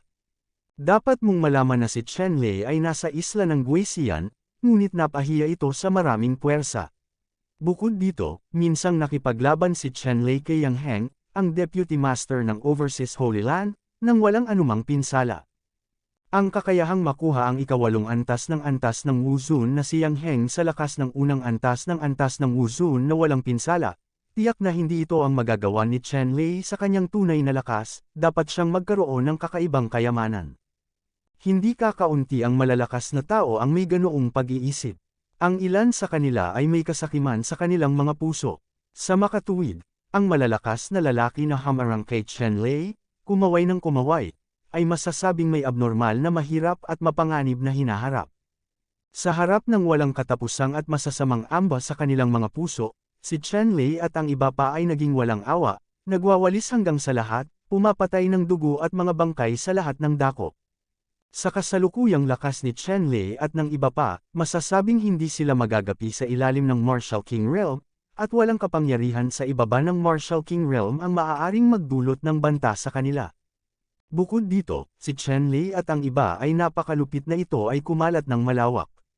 Sa ilalim ng kanilang mga kamay, halos walang makakapantay. Ang sinumang maglakas loob na huminto, ito man ay isang dakilang banal na lupain, o isang malakas na dagat o isang halimaw, gaano man kalaki ang suporta, ang alon ng mga tao ay walang anumang pag-aalinlangan, at walang humpay na sinisimulan ang pumatay. Sa kalsadang ito, masasabing ganap na matagumpay si Chenlei at ang iba pa. Sa panahon ngayon, masasabi ni Chenlei at ng iba pa na ang masamang pangalan ay kumalat sa malayo, dahil walang nakakaalam ng tunay na pagkakakilanlan at pangalan ni Chenlei, kung ano ang mga ehersisyo na ginagamit ni Chenlei, ngunit ang kanyang mga ehersisyo ay labis na nakakaalam. Walang sino man ang hindi magagapi ang tatawagan ng mga may magagandang bagay kay Chenlei na hari, at ang Xuan Ubedo Fist ni Chenlei ay tinatawag na Tyrant's Fist ng mabubuting tao. Bawang at bakwan, ito lang ang natamo ni Chenlei at ng iba pa, bukod sa dugo at buto sa isang lugar. Si Chenlei at ang iba pa ay napakalakas, natural na hindi mabilang na mga puwersa ang labis na galit, at hindi sila makapaghintay na laslasan si Chenlei at ang iba pa ng libu-libong beses. Kaya lang mayroong isang jade pendant na ibinigay kay Chenlei ng ninuno na si Gui Xian, at isang makapangyarihang anteng-anteng tulad ng anghel ng Xuanming Supervisor. Wala talagang puwersa na maglalakas loob na suwayan at galitin si Xuanming, malakas sa itaas ni Wuzun upang harapin si Chenlei at iba pa. Gayunpaman, ang powerhouse na ipinadala sa antas ng Wuwang ay tiyak na hindi ang kalaban ni Chenlei at ng iba pa. Sa ilalim ng parehong antas, si Chenlei at ang iba ay masasabing tunay na hindi magagapi sa parehong antas. Sa loob ng ilang panahon, ang pangalan ng pinuno ay kumalat sa buong dagat na ito, at ang kanyang reputasyon ay kumalat sa malayo at malawak. Lumipas ang mga oras araw-araw, si Chenlei at ang kanyang partido ay lumakad sa dugo ng kalaban, nagbigay daan sa mga buto ng kalaban, at sa wakas ay lumapit sa Thunder City. Sa lugar na ito ng dagat malapit sa Thunder City, mayroong tatlong dakilang kapangyarihan na kumokontrol. Ang tatlong puwersa ay Wow Island, si Demon Palace, at Silver Shark Gang. Ang tatlong puwersang ito ay masasabing kumokontrol sa lugar ng dagat na daan-daang libong milya sa palibot ng Thunder City, at sila ang mga Panginoon dito. Ngayon, ito ang lugar na dagat na dinadaanan ni Chenlei at ng iba pa. Palace Master, isang pangkat ng mga sundalo at kabayo sa ating si Demon Palace ang pinatay ng Overlord at ng iba pa sa Northwest Sea, at ang buong hukbo ay nalipol. Sa araw na ito, ang Panginoon ng Palasyo ng Demonyo sa Dagat, ang Panginoon ng Palasyo ng Demonyo sa Dagat, ay nanatili sa palasyo upang magtanim, at biglang natanggap ang sumusunod na ulat. Ang Lord of the Sea Demon Palace, ang Panginoon ng Sea Demon Palace, ay mukhang galit na galit, at nagsabi, hindi ba sinabi ko sa mga tao sa ibaba, kapag nakita ko ang guro at ang kanyang grupo, iwasan ang ilan sa kanila. Bakit ka tinamaan sa kanila? Panipi. Ang impormante ay nagsabi na may mapait na mukha, Palace Master, lahat ng magkakapatid ay nagtago mula sa grupong ito ng mabangis na mga Diyos, ngunit, hindi kailanman naisip, hindi nakatakas, sino ang mag-aakala na ang grupong ito ng mabangis na mga Diyos ay talagang magpapaikot-ikot, pumunta ako at nakilala ang isang diakono ng ang maliit na si Soul Gang. Noong panahong iyon, sinasalakay ng magkapatid ang armada ng si Soul Gang. Dahil dito, lahat sila ay nawasak ng grupong ito ng mabangis na mga Diyos. Panipi. Narinig ng Panginoon ng palasyo ng si Demon Palace ang ulat mula sa kanyang mga nasasakupan, na may bakas ng galit sa kanyang mukha. Tinulungan siya ng si Soul na ito na maunawaan na ito ay isang third-rate na maliit na puwersa sa Lightning City, ngunit ang lahat ng miyembro mula sa gang na iyon ay parang nasa isang butas beses. Karaniwang wala siyang pakialam sa mga walang kwentang bagay. Isang beses lang siyang nakinig sa mga tao sa ibaba upang magulat, Pagkatapos ay casual na inutusan ang mga sumusunod na magkaroon ng pagkakataong talunin at talunin ang si Solgang. Sa hindi inaasahang pagkakataon, ang si Solgang na ito ay talagang may kinalaman kay Master at sa karamihan, at talagang napuksa ang lahat ng kanyang tropa. Sa ilang sandali, hindi maaalis ang galit sa puso ng Panginoon ng palasyo ng si Demon Palace. Naunawaan niya na para harapin si Chen Lei at ang kanyang partido, bukod sa mga powerhouse sa antas ng Wuzhen, malaking bilang lamang ng mga powerhouse sa antas ng Wuwang at ang pinakanangungunang mga kayamanan ang maaaring gamitin upang i-stack ang mga ito, walang magandang paraan. Gayunpaman, walang puwersa ang makakalap ng napakaraming powerhouse sa antas ng Wuwang. Dapat mong malaman na sa lugar na ito, ang Wuwang level powerhouses ay ang pinakamataas na kapangyarihan sa pakikipaglaban, at ang Wuzhen level masters, hindi marami, sila ay madalas na umiiral bilang isang deterrent, at hindi sila kukuha ng madaling mga shot. Sa orihinal, ang Panginoon ng palasyo ng si Demon Palace ay gumawa ng mga konsesyon, ngunit si Chen Lei at ang iba pa ay nakahanap ng isang goalkeeper at isang pangkat ng mga tao upang patayin sila ng malinis. Halos mawala ng malay si Lord si Demon sa galit. Ang init ng ulo na ito ay hindi makayanan. Mas lalong nagalit si Lord si Demon, sa huli, binaril ni Shams Hengseng ang isa sa kanyang mga palasyo para maging fly ash. Ang mga katulong na naglilingkod sa si Demon ay hindi pa nakakita ng ganoon kalakas na ugali mula sa si Demon, lahat sila ay tahimik, at ang malaking galit ay hindi nang ahas na huminga. Kabanata 448. Huminga ng malalim ang Venerable si Demon, at sa wakas ay pinigilan ang galit sa kanyang puso. Si Chen Lei ay napakatalino, pinahahalagahan ng Zuan League, at itinatangi at pinuprotektahan ng mga ninuno ng Guisian. Walang makakagalaw nito. Ngayon, kahit na gamitin mo ang lahat ng Wuwang level master sa si Devil Palace para palibutan si Chen Lei at ang kanyang partido, talagang walang pagkakataon na manalo, maliban kung siya mismo ang kumilos o gumamit ng ilang eksperto sa antas ng Wuzhen. Gayunpaman, kung ganoon nga ang kaso, maaari lamang nitong magalit ang ninuno na si Guisian, hindi lamang hindi kayang patayin si Chen Lei, ngunit maging ang buong si Demon Palace ay ililibing. Ito ay isang bagay na hindi gustong makita ng Venerable si Demon. Ang grupong ito ng mga tao ay naging grupo na ngayon ng mga masasamang bituin, hindi magagapi, hindi mahipo, hindi nababagabag. Sa huli, nagpasya ang Venerable si Demon na lunukan ang hininga na ito. Pagkatapos ng lahat, ang Profound Alliance ay napakalakas na walang paraan upang labanan ito. Matapos gawin ang desisyon ng kagalang-galang na si Demon, hindi pa siya naglalabas ng utos, at ang isa sa kanyang mga nasasakupan ay namumutla, at nagulat kay Venerable si Demon, magulat sa Panginoon ng palasyo, nagdala ng mga tao ang munting Panginoon, at hinanap ang Panginoon. Naghihintay na mawala ang hininga. Panipi. Nang marinig ni Venerable si Demon ang balitang ito, agad na nagbago ang kanyang mukha, at tahimik siyang nagtanong, kailan pa bumalik ang anak ko, bakit hindi ko siya nakita, kaya pinuproblema ko muna si Overlord. Polihis na guhit. Ang kagalang-galang na si Demon ay may napakatalino na anak. Sumamba siya sa ilalim ng Deputy Master sa Overseas Holy Land, ang paglilinang ay ang pinakamataas na antas. Ngayon, ito ang lakas ng ikawalong antas ng Transfiguration Realm Martial King at kilala bilang Little Demon Venerable. Ang Little Demon Lord ay mga 25 taong gulang sa taong ito.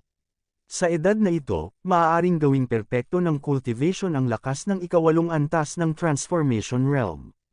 Ang talento ng munting Demon Lord na ito ay napakabihirang. At ang Little Demon Lord ay isa ring mapagmataas at mapagmataas na anak ng Lord si Demon, at lubos niya siyang pinahahalagahan. Sa mga karaniwang araw, ang Little Demon King ay hindi nagsasanay sa si Demon Palace, ngunit sa halip ay nagsasanay sa isang espiritual na isla sa Overseas Holy Land. Hindi niya inaasahan na babalik siya ngayon sa si Demon Palace. Matapos bumalik ang Little Demon Venerable sa si Demon Palace, hindi lang niya nakita ang kanyang ama sa unang pagkakataon, ngunit sumugod din siya sa lugar ng dagat upang hanapin ang problema ng Overlord. Matapos malaman ang ganoong balita, paanong hindi magagalit ang Venerable si Demon? Sa pamamagitan ng katalinuhan, alam na ni Venerable si Demon na bagamat bata pa sinahawang at ang kanyang partido, mataas ang kanilang talento, lakas at ganap na katakutan, at maaari silang tawaging pinakamataas na powerhouse sa antas ng Martial King of Transformation Realm, at tinawag pa nga ito Invincible sa parehong antas. Ang kanyang anak, si Little Demon Venerable, ay napaka-qualified din, ngunit sa puso ni si Demon Venerable, maaaring hindi ang kanyang anak ang kalaban ni Master at ng iba pa. Hindi naman sa hindi siya naniniwala sa anak, pero masyadong abnormal si Bawang at ang iba pa.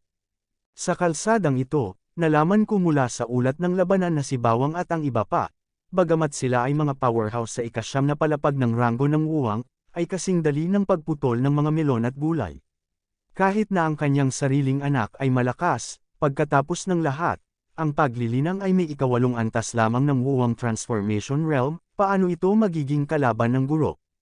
Sa pag-iisip nito, hindi na makatayo ang Venerable si Demon, gumalaw ang kanyang anyo, lumitaw siya sa ibabaw ng dagat, at pagkatapos ay nagmamadaling tinungo ang direksyon kung nasaan si Master at ang iba pa.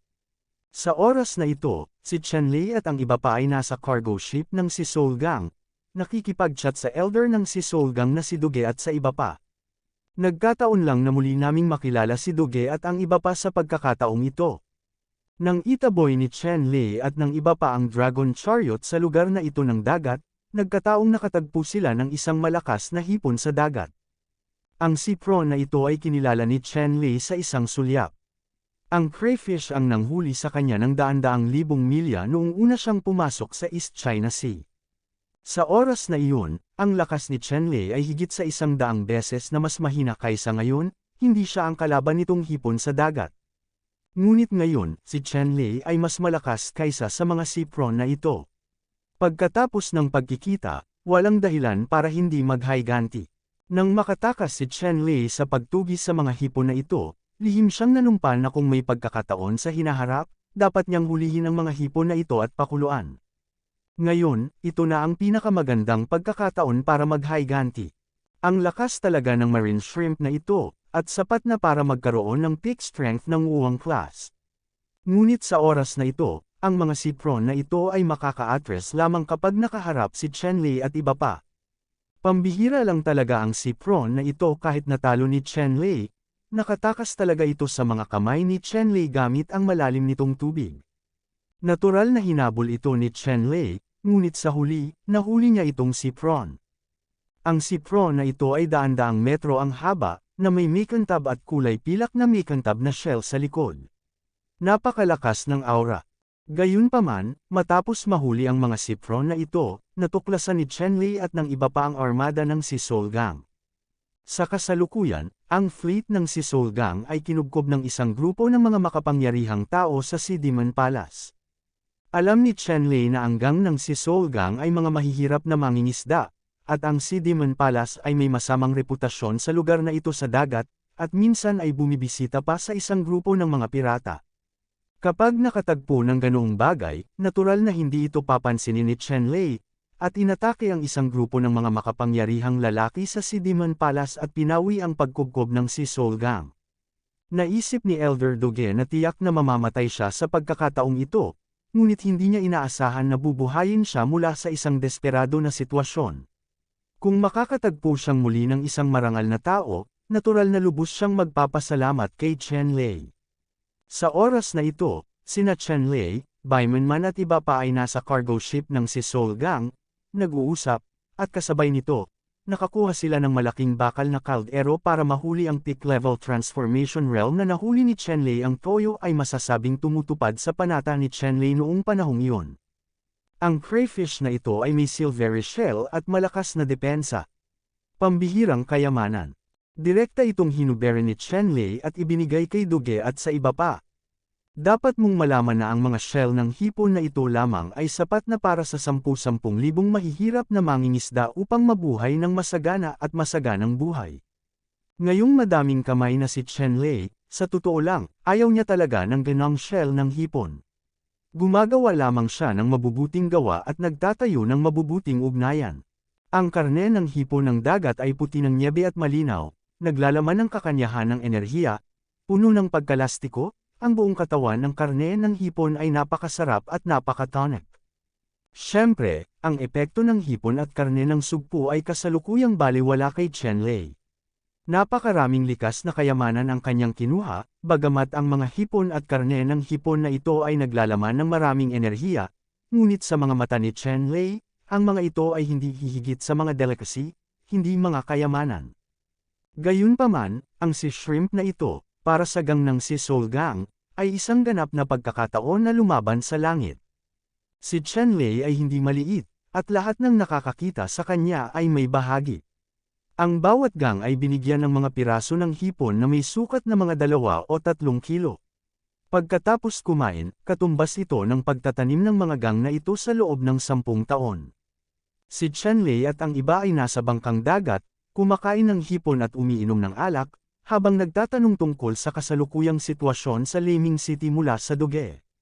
Napakasaya. Pagkatapos ng lahat, sa mga araw na ito, si Chen Lei at ang iba pa ay nakaranas ng tensyon at kalupitan. Bihira lang magkaroon ng ganitong relaxing time. Natural na alam ni Elder Duge ang lahat tungkol sa mga tanong ni Chen Lei, at walang katapusang nagsasalita. Sinabi niya kay Chen Lei ang lahat ng nalalaman niya, anuman ang mga detalye. Sa sandaling ito, biglang nagmula sa dagat ang isang ligaw na boses, "Sino ang guro, lumabas ka at mamatay." Dapat mayroong 2 kabanata sa araw. Kabanata 449. Narinig ni Chen Lei at ng iba pa ang mga hiyawan sa labas, alam nilang nagkagulo na naman. Along the way, hindi ko talaga alam kung sino ang magaling, kung sino ang nagbigay sa kanya ng nickname Master, at kumakalat pa. Inangkin ni Chen Lei na siya ang Master para maitago niya ang kanyang tunay na pagkatao, na aksidente rin. Inilagay ang isang piraso ng karne ng hipon sa kanyang bibig, tumayo si Chen Lei at naglakad palabas. Paglabas niya, nakita ni Chen Lei ang lalaking nagngangalang Xin, isang 25 taong gulang na binata na nakasuot ng itim na damit. Mukha siyang malamig at seryoso, at ang gwapo niyang mukha ay nababalot ng ulap. Bukod sa binatang ito, may ilang mga disipulo na nakasuot ng mga costume ng si Demon Palace na nakapalibot sa kanya. Sa oras na ito, nang makitang papalabas si Chen Lei, itinuro ng isang disipulo ng si Demon Palace si Chen Lei at sinabing, "Young Palace Master, ang taong ito ay guro, ang taong ito ay ang taong pumatay sa aming pangkat ng si Demon Palace." Mas mahigit. Ang taong dumating upang ipatawag ang Porma Sion ay ang Little Demon King ng si Demon Palace. Matapos marinig ang mga salita ng mga disipulo ng si Demon Palace, nagtanong siya sa malamig na boses, "Guro, ano ang masasabi mo?" Panipi. Binigay ni Chen Lei ang kanyang mga kamay at sinabing, "Ano ang gusto mong sabihin ko?" Sinabi ng maliit na demonyo, "Aminin mo ba na pinatay mo ang aking disipulo sa si Demon Palace?" Sinabi ni Chen Lei, "Bakit hindi ka maglakas loob na aminin ito?" "Oo, ang disipulo mo mula sa si Demon Palace ang pinatay ko, paano?" Ang maliit na demonyo ay galit na galit at tumawa, at sinabi, "Ako ay isang mabuting tao pa rin, maglakas loob na manggahas, dahil inamin mo ito, kung gayon, gusto mo bang bigyan ako ng paliwanag mula sa si Demon Palace?" Panipi. Sinabi ni Chen Lei, "Ano ang gusto mong ipaliwanag?" Sinabi ng maliit na demonyo, "Kailangan kong pigilan mo ang iyong sarili, sundan mo ako pabalik sa palasyo ng demonyo sa dagat, at hintayin ang pagtatapon ng aking palasyo ng demonyo sa dagat." Sinabi ni Chen Lei, "Paano kung ayaw ko?" Sinabi ng maliit na Diablo, "Hindi mo maaaring bigyang katwiran ang bagay na ito. Ang mga pumatay sa aking si Demon Palace ay dapat harapin ng ating si Demon Palace." Sinabi ni Chen Lei, "Talaga, masasabi ito ng lahat, ngunit sa palagay mo ba ay mayroon kang ganoong kakayahan?" Nabasa ang mga mata ni Little Muzan at sinabing, "Kung ganoon nga, subukan mo." Pagkatapos magsalita, agad na binasag ni Little Muzan si Chen Lei ng isang suntok. Napakalakas ng suntok ni Little Demon Zun, at sa isang suntok, tila dinadala niya ang walang hanggan na enerhiya ng tunay na gang, nagiging galit na balina, nagniningning ng nakakasilaw na liwanag, at umaatake kay Chen Lei. Sa isang suntok mula sa maliit na Demon Zun, isang nakakabinging kulog ang tumunog sa kawalan, at ang buong espasyo ay umalangaw sa suntok na ito, na may hindi kapani-paniwalang lakas. Ang ehersisyo na ginawa ng Little Demon Zun, na tinatawag na Nine-Day Wrath Whale Fist, ay isang napakalakas na ehersisyo sa mga sagradong lugar sa ibang bansa. Ang hanay ng mga pagsasanay na ito ay napakabigat, na may 9 na salansan ng lakas ng kamao.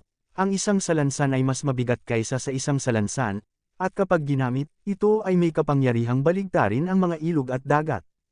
Sa oras na ito, ang maliit na Demon Zune ay mayabang na tungkol sa pangalan ng kanyang amo.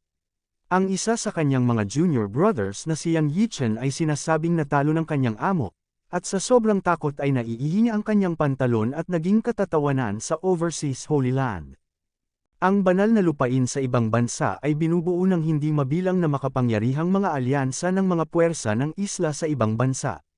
Mayroong kabuuang 108 mga isla na may isang punong guro, 9 na kinatawan, at 10 banal na Panginoon. Maliban sa mga banal na Panginoon ng mga banal na lugar sa ibang bansa, na umuurong sa paglilinang sa buong taon, ang ibang mga banal na Panginoon ay nakikipagkompetensya para sa kapangyarihan at pakinabang sa isa't isa, at hindi sila monolithic. Napakalalim ng mga hinaing sa pagitan ng Little Demon Zune at Yang Yichen. Narinig ko na si Yang Yichen ay natakot na umihi ng kanyang pantalon ng kanyang amo, at ang Little Demon Zune ay nakaramdam ng labis na kasiyahan. Gayunpaman, naging interesado rin ito sa Little Demon Zune sa dakilang Panginoon. Gusto niyang makita kung paano ang lalaking nagawang takutin si Yang Yichen na umihi sa kanyang pantalon, kung anong mahiwagang kapangyarihan mayroon siya, na may 3 ulo at 6 na braso, at the same time, siya din may bakas ng dissatisfaction sa isip ko. At sa pagkakataong ito, bumalik siya mula sa espiritual na isla, ang banal na lupain sa ibang bansa, at binisita ang kanyang ama. Bago makita ang kanyang ama, narinig niya na ang mga sundalo at kabayo ng si Demon Palace ay nawasak ni Master. Nang hindi gaanong nag-iisip tungkol dito, sumugod siya, ay upang makilala ang Master na ito na sikat sa mahabang panahon, ngunit hindi pa nakikilala. Sa suntok na ito, ang Little Demon Zune ay hindi nag-iwan ng anumang damdamin. Siya mismo ay isang cold-hearted na tao. Pinatay ni Chen Lei ang isang grupo ng mga sundalo sa si Demon Palace. Sa suntok na ito, ang Little Demon Zune ay natural na hindi magiging maawin. Nakita ni Chen Lei ang maliit na Demon Zune na pinasabog ang kanyang kamay, at hindi umiwas, ngunit binati siya ng kamao. Sa nakalipas na yugto ng panahon, ginamit ni Chen Lei ang Xuanwu Beido boxing para harapin ang mga kaaway, at ang kanyang pag-unawa sa boxing technique na ito ay naging mas malalim at masinsinan. Sa sandaling ito, ang kamao ng Xuanwu Beido ay nadurog, at ang kapangyarihan nito ay ilang beses na mas malaki kaysa noong ito ay nilinang. Sa kamao, may mga starry rune na nagniningning, at mayroon itong hindi mahuhulaan na kapangyarihan.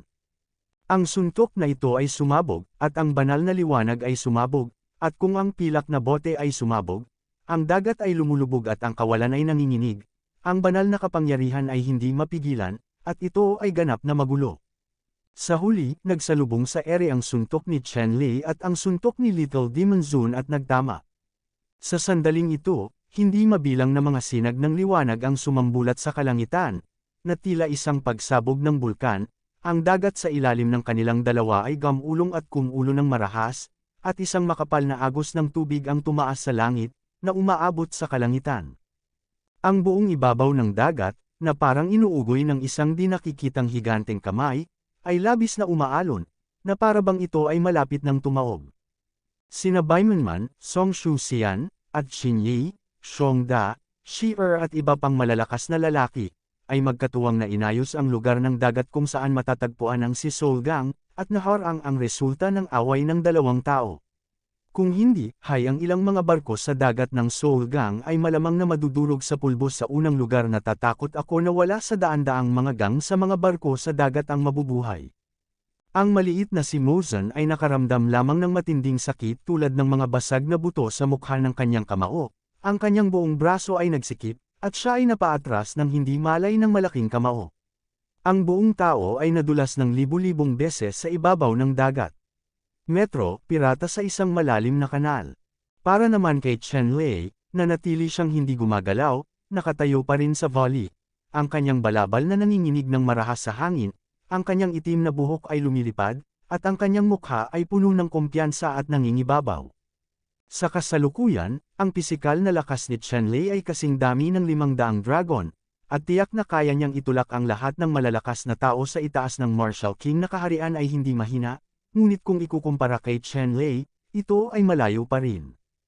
Ang mukha ng maliit na Muzan ay sobrang pangit, pagkatapos lamang niyang makipaglaban sa sarili niyang master ay naiintindihan niya kung gaano katikat ang taong ito. Nararamdaman niya mula sa kanyang guro ang isang kapangyarihan na kasing lalim ng isang kalaliman at napakalalim. Ang kapangyarihang ito ay maraming beses na higit sa kanya. Ito ay sadyang hindi katanggap-tanggap para sa mayabang at mapagmataas na Little Demon King. Huminga ng malalim ang maliit na Muzan, at isang malakas na aura ang sumabog sa buong katawan niya, sumabog ang lahat ng tubig dagat sa paligid niya, na naging ulap ng tubig na ambon. Sa ambon ng langit, ang kamay ng Little Demon Sovereign ay may dagdag na itim na tinta parang magic knife na may mabangis na hugis. Sa sandaling lumitaw ang magic knife na ito, ang mundo ay tila nagdilim. Ang mga disipulo ng si Demon Pala sa tabi ng maliit na Diablo ay nagsisigawan, ang kanilang mga katawan sa ilalim ng itim na devilish na enerhiya, ay agad na naging dugo at dugo. Ang ilang mga hindi makatarungang kaluluwa ay lumipad sa espada, sanhi ang kabangisan ng magic sword ay tumaas, ang momentum nito ay mabangis. Kabanata 450.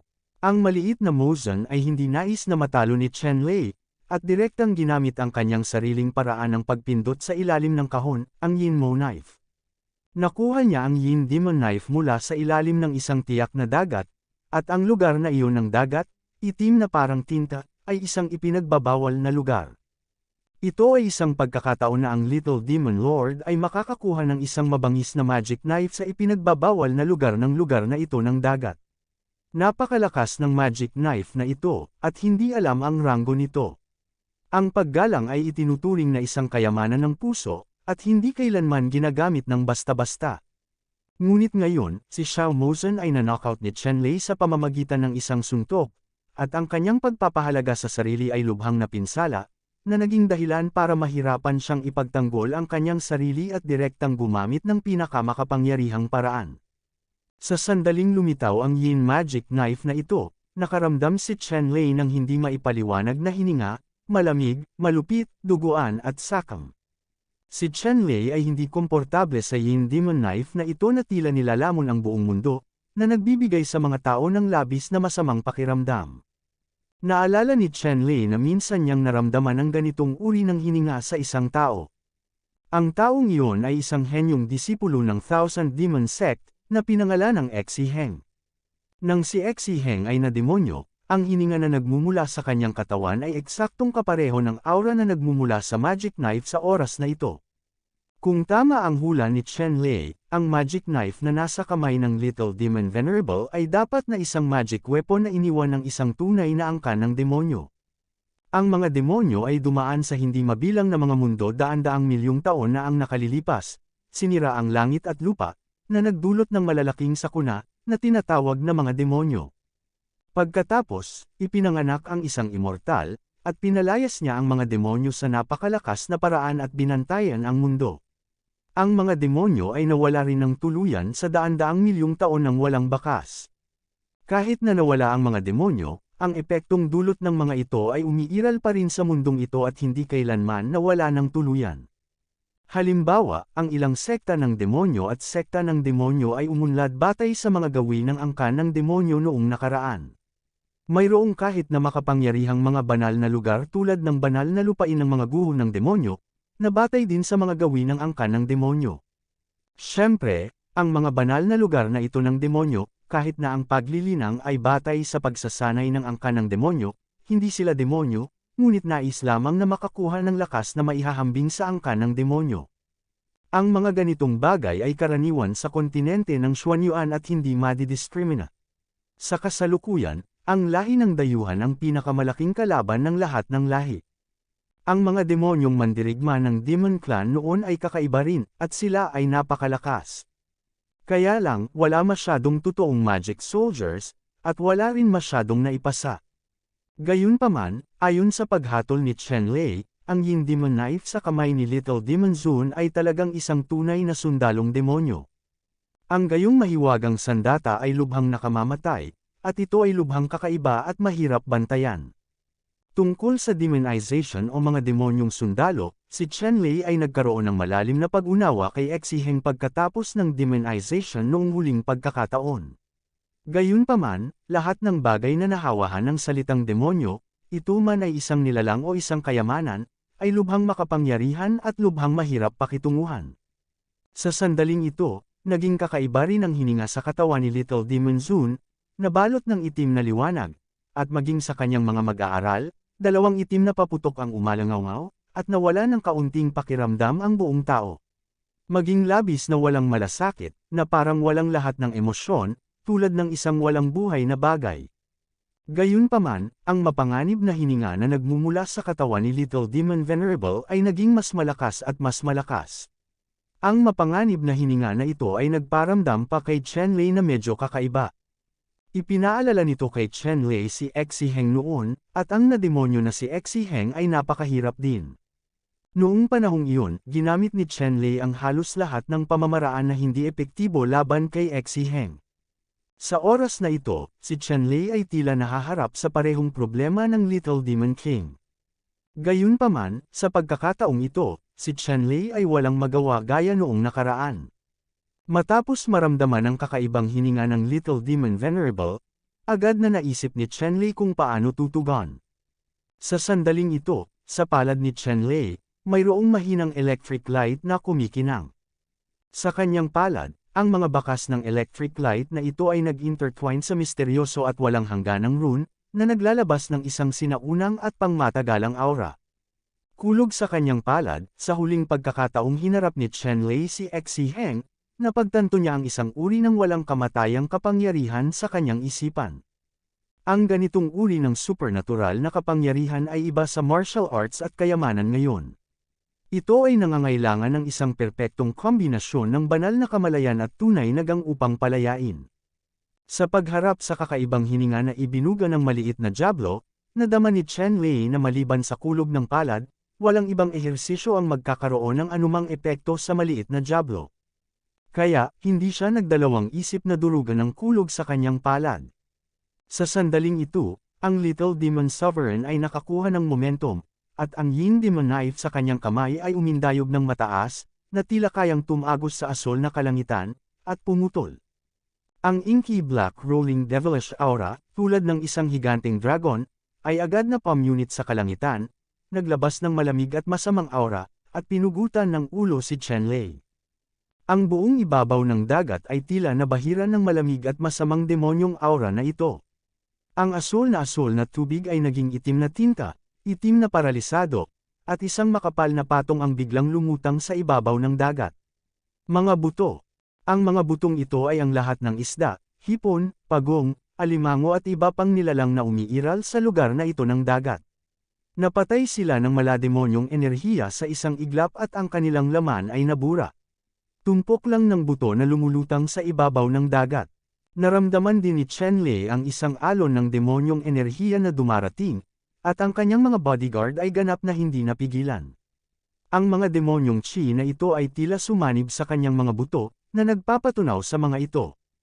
Nasira, ang mga mata ni Chenlei ay sumabog ng banal na liwanag, sumigaw, itinaas ang kanyang kamay, isang matalim at makapal na electric light ang lumipad mula sa kanyang palad, at sa isang kisap mata ito ay kasing kapal ng isang bundok, na nagliliwanag sa kalangitan, at sumalubong sa kumukulong na hangin. Ang suntok na ito ay ang kulog ng palad na nilikha ni Chenlei noon pa man. Isang napakaliwanag na electric light ang bumaril mula sa palad ni Chenlei. Sa loob nito ay hindi mabilang na maliliit na rune ng kidlat na hindi nakikita ng mata. Sila ay siksikan at tila winasak ang mundo. Ang kataas-taasang banal ay maaaring mabangga ng marahas sa lumalakas na enerhiya ng demonyo na bumaril na parang dragon. Isang malakas na pagsabog ang tumunog. Ang nakakatakot na malademonyong aura na parang dragon ay tinamaan ng kidlat sa palad niya, parang natural na kaaway. Ang lahat ng demonyong enerhiya ay nawala sa isang iglap at naging hindi mabilang na itim na usok. Sa himpapawid, halos sa isang kisap mata, ang lumalakas na malademonyong enerhiya, na tumakip sa kalangitan at tumakip sa araw, ay natangay, at wala ng mga patak na natitira. At ang dekuryenteng ilaw na binago ng kulog ng palad ay makapal at matalim na parang bundok. Matapos talunin itong mala-dragon na demonyong Chi, nanatili pa rin ito, at direktang tumagos sa kawalan, nang may putok, at hinawakan niya ang Yin Demon Knife sa kamay ni Little Demon Zun. Sa isang malakas na putok, ang Yin Magic Knife sa kamay ng maliit na Diablo, na ginawa mula sa hindi kilalang materyal at itinuturing na isang kayamanan ng maliit na Diablo, ay agad na nabasag sa hindi mabilang na mga pira-piraso at bumaril sa lahat ng direksyon. Ang maliit na Diablo ay sumigaw, natatakpan ng hindi mabilang na maliwanag na mga ilaw ng kuryente. Napakalakas ng electric light na ito. Ang maitim na malademonyong aura sa maliit na demonyo ay agad na nasunog sa itim na usok ng ilaw ng kuryente, at sa katawan ng maliit na Diablo, may mga malalaki at nakakatakot na peklat sa isang iglap. Ang malupit na katawan ng munting Diablo ay parang napunit na sako mga butas ng dugo kung saan-saan. Ang munting Demon King ay dumudugo sa oras na ito, at ang mga buto sa buong katawan ay nahulog sa ibabaw ng dagat nang hindi alam kung ilang buto ang nabali.